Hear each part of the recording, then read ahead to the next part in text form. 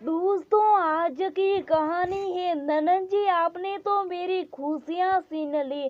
दोस्तों, कहानी शुरू करने से पहले अगर हमारे चैनल को सब्सक्राइब नहीं किया हो तो कर लीजिए ताकि आपके पास पहुँचे हर रोज नया वीडियो।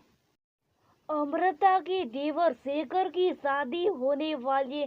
घर में सब तैयारियों में लगे। अमृता के घर में उसके पति बबलू, देवर शेखर, सास भीमला और अमृता का एक बेटा रेसू है। अमृता की शादीशुदा ननद रजनी जो पास में दूसरी कॉलोनी में रहती है। बबलू का खुद का बिजनेस है। देवर शेखर शहर से बाहर नौकरी करता है। उसके ससुर उसके शादी के 2 साल बाद ही उन सबको छोड़कर चले गए थे। शेखर की होने वाली पत्नी के लिए कपड़े और गहनों की खरीदारी की जा रही थी। अमृता की सासू माँ ने शादी की सारी खरीदारी की जिम्मेदारी अपनी बेटी रंजनी को दी। वैसे भी रंजनी अपने मायके में हर चीज में हद से ज्यादा ही दखल अंदाजी करती है। अमृता की शादी में भी सब कुछ रंजनी ने किया था। चलो तब तो ये था कि घर में कोई और नहीं था। छोटी बहू के लिए खरीदारी करने के लिए बाजार जाने का रंजनी ने अपनी माँ को फोन पर बता दिया। अमृता ने सोचा शायद नन्ही रानी हमें भी अपने साथ ले जाए, लेकिन रंजनी ने तो झूठे मुंह भी नहीं पूछा। शाम में रंजनी और उसका पति राकेश अमृता की देवरानी के लिए साड़ियां खरीद लाए। रंजनी अपनी माँ को सब साड़ियों के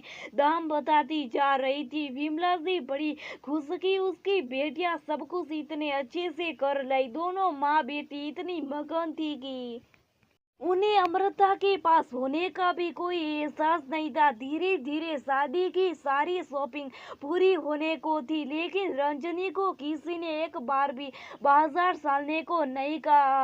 अब बस होने वाली बहू के लिए गहने लाने बाकी थे। दोनों माँ बेटी ने सोच भी लिया कि नई बहू के लिए क्या क्या लाना है। रंजनी ने अपनी माँ से कहा, मम्मी तुम भी चलो शेखर की पत्नी के लिए गहने लेने। अरे बेटा मैं क्या करूंगी, तू ऐसा कर अमृता को ले जा, उसकी पसंद भी अच्छी है। विमला जी ने अमृता को आवाज लगाते हुए कहा, जी मम्मी जी। अमृता ने कमरे में आते हुए कहा, अरे भाभी वो जरा एक कप चाय बना दो। रंजनी ने भाभी को टालने के बहाने से कहा, अमृता की बात जाती, मम्मी क्या जरूरत इसे बाजार साथ लेकर जाने की। इसे कौन सी इतनी समझ है, क्या लेना क्या नहीं। छोड़ो तुम, मैं और राकेश जी ही चले जाएंगे। वैसे भी ये साथ में जाएगी तो फिर इसे भी ये पता लगेगा कि हमने छोटी बहू को कितने वजन के गहने दिए। रंजनी ने अपनी माँ को समझाते हुए कहा, हाँ रंजनी बेटा तू सही हो रही है। वैसे भी तेरी पसंद तो है ही सबसे अनोखी, तू ही सरी जा। ये सारी बातें बाहर खड़ी अमृता ने सुन ली। उसे देखती रंजनी ने बात पलट दी, आओ अमृता ले आई। हाँ दीदी ले आई। और हाँ माँ जी पीजिए, मैं रेसू को दूध दे दूं। ये कहकर अमृता कमरे से बाहर चली गई। रंजनी बेटा कहीं अमृता ने ये सब सुन तो नहीं लिया। विमला जी ने रंजनी से करे, माँ सुन भी लिया तो क्या करो लेगी, चलो अम्मी सा। और ये बाजार जाते बैग उठाते हुए रंजनी ने कहा, शाम में जब रंजनी सब सामान ले आई तो अमृता उन्हें चाय नाश्ता देकर अपने कमरे में चली गई। नाश्ता करने के बाद रंजनी अपनी माँ को सामान दिखाती, तब विमला जी कहती, बेटा मैं अमृता को भी बुलाती। हाँ माँ बुलाती हूँ, अमृता को आवाज लगाते हुए रंजनी ने कहा, हाँ दीदी। अमृता ने कमरे में आते हुए कहा, अरे अमृता तुम भी बहू के गहने देख लो। रंजनी ने माथा टेका अमृता को दिखाते हुए कहा, अरे दीदी आप लाई हो, आपकी पसंद तो वैसी बहुत अनोखी। मेरे देखने ना देखने से क्या होता है, मुझ में इतनी तमीज का। आप माँ जी को देखा ये अमृता के मुंह से ये सब सुनकर रंजनी और विमला जी के चेहरे पर हवाइयाँ उड़ने लगी। अमृता मतलब तुमने सुबह हमारी सारी बातें शुभ शुभ कर सुन ली।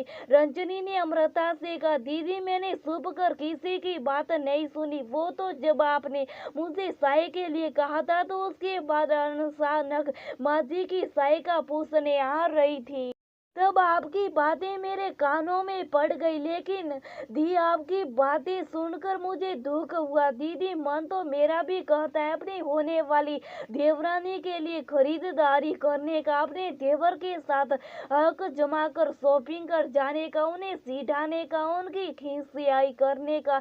लेकिन दीदी आपने तो मुझसे ये सारी हक छीन लिए। दीदी आपका कौन सा कोई देवर है जो तुम इस रिश्ते की अहमियत समझोगी। माफ करना दीदी, मैं कुछ ज्यादा ही बोल गई। अमृता के मुंह से ये सब सुनकर रंजनी को अपनी गलती का एहसास हुआ। उसने अमृता को पास बिठा कर कहा, अमृता माफी तो मुझे मांगनी चाहिए। जाने अनजाने में मैंने तुमसे तुम्हारी छोटी छोटी खुशियाँ छीन ली, तुम्हें उन हकों से वंचित कर लिया जिन्हें की तुम हकदार हो। रंजनी बोली, अरे नहीं नहीं दीदी, आप मुझसे माफी मांगते भी अच्छे नहीं लगते। मुझे तो बस आपका थोड़ा सा साथ और प्यार चाहिए।